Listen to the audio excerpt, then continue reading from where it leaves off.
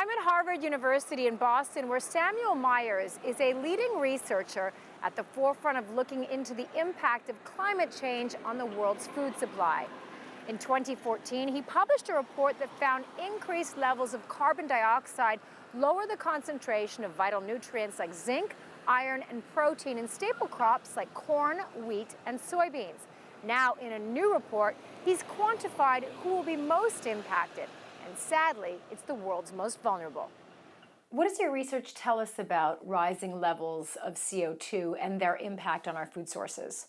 So what we found and published in 2014 was that when you grow staple food crops at elevated carbon dioxide levels, which are about 550 parts per million, which is where we expect the world to be in about 50 years or so, and you grow those crops in open fields, not in artificial growing conditions in greenhouses, but in open agricultural fields in which you have a ring of carbon dioxide emitting jets and you maintain the carbon dioxide level inside this ring, what you find is that the nutrient content of the crops grown inside the ring is different from those grown outside, and that the elevated carbon dioxide actually is reducing the levels of iron and zinc and protein in a lot of staple food crops like wheat and rice and soybeans.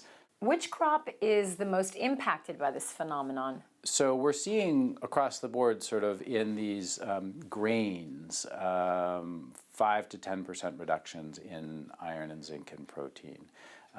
In the legumes, things like beans and lentils and peas, we see similar kinds of reductions in iron and zinc, but much less of a reduction in protein, presumably because they actually are nitrogen fixers and they metabolize protein very differently. But with wheat and rice, those are probably the crops we're most concerned about just because they're the largest sources of calories around the world. And so they're very, very important staple food crops, and they have significant reductions. Of the three deficiencies, protein, zinc, and iron, which is the most worrisome? What we know is that zinc deficiency, the result of this carbon dioxide effect will push around 150 to 200 million people around the world into new onset zinc deficiency, in addition to exacerbating existing zinc deficiency in roughly 1 billion people around the world.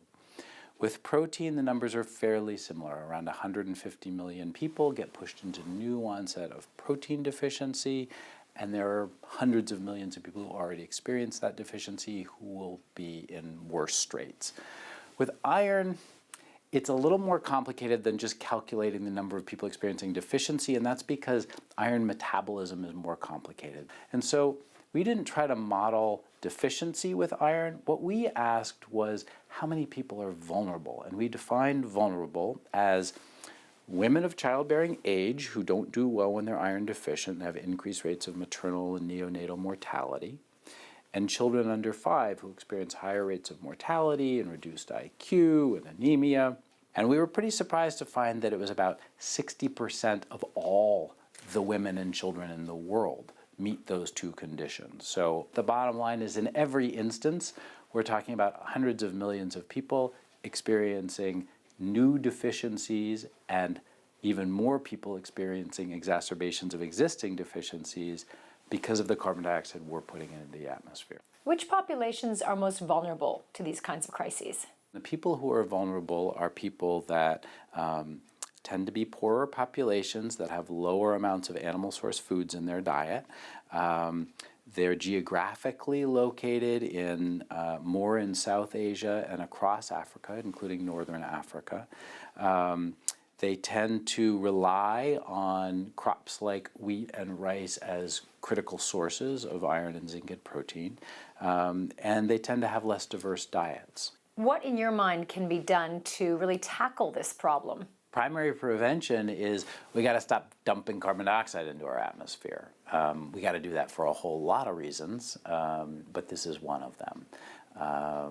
Secondary is that we need to identify who are the vulnerable populations, and we need to think about how to ensure that they have more dietary diversity, that they're getting access to foods that are richer in these nutrients, which is an important thing to do anyway.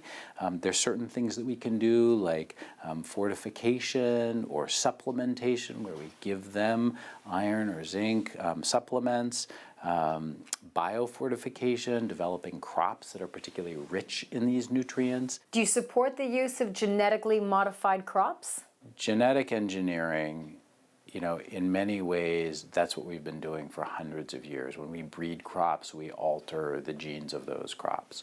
I think it would be a mistake in a sort of ideological way to say we're going to take any genetically modified crops sort of off the table when we're facing some really enormous nutritional crises around the world. Nearly 1 billion people that don't have enough food to eat, a couple billion people with micronutrient deficiencies.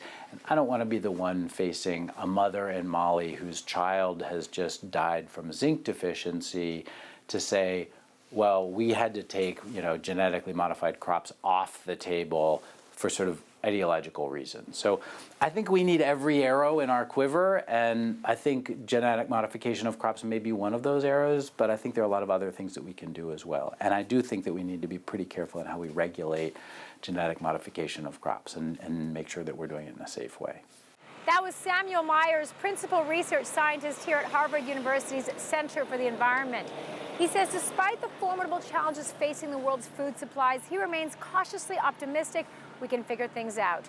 He says technology has advanced dramatically, making the prospect of finding solutions possible. And younger generations are both more globally minded than ever before and seem to care deeply about these issues. He says maybe, just maybe, we can end up in a better place tomorrow than we are today. Karina, CGTN, Boston.